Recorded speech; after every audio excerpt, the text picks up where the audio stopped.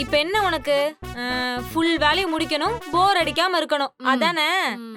Okay okay பண்ணிடலாம். இந்த நைட்டில மேல் தையல் மட்டும் போடணும். போட்டு வச்சிரு. பசங்களை ஸ்கூல்ல இருந்து கூட்டிட்டு வந்து வாங்கிக்கிறேன். ஓகே. அக்கா ஒரு நிமிஷம். என்ன பண்ணுவண்டு சீக்கிரம் சொல்லு. ஸ்கூல் விட்டுருப்பாங்க. அது ஒண்ணும் இல்லக்கா. இந்த பானுவுக்கும் அவங்க மாமியாருக்கும் ஏதோ பிரச்சனைன்னு சொன்னீங்க. ஆமா. அது என்னக்கா விஷயம்? அட அத ஏண்டி கேக்குற? பானு கல்யாணம் பண்ணாலும் பண்ணா அவ மாமியார் கிட்ட மாட்டிக்கிட்டு. அத நான் கேக்கல. இதோ இவதான் கேட்டா. அவகிட்ட சொல்லுங்க. அடியே எலனு, பானு ரொம்ப நல்ல பொண்ணு, படிச்ச பொண்ணு. பெரிய பெரிய கம்பெனி எல்லாம் தேங்க்ஸ். பெரிய பெரிய கம்பெனி எல்லாம் நீ நானு போட்டி போட்டுக்கிட்டு வேலை கொடுத்தாங்க.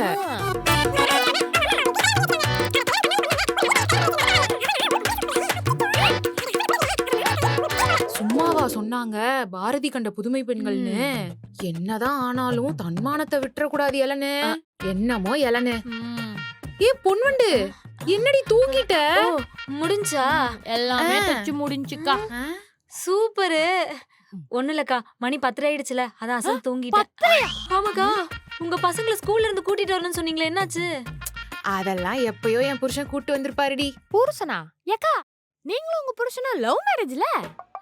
அட அத அக்கா, இதுக்கு மேல இங்க தைக்கிறதுக்கு எதுவும் இல்ல.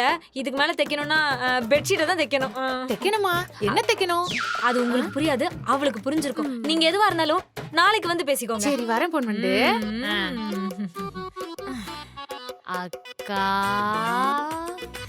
எப்படிக்கா, எப்படி? நான்லாம் ஒரு துணி தைக்கிறதே உலக அதிசயம். இதுல என்ன ஒரு டசன் துணி இன்னைக்கு தைக்க வச்சுட்டேன். எப்படிக்கா? அடியே எலனு, இங்க வர கஸ்டமர்ல பாதி பேர் லேடிஸ்.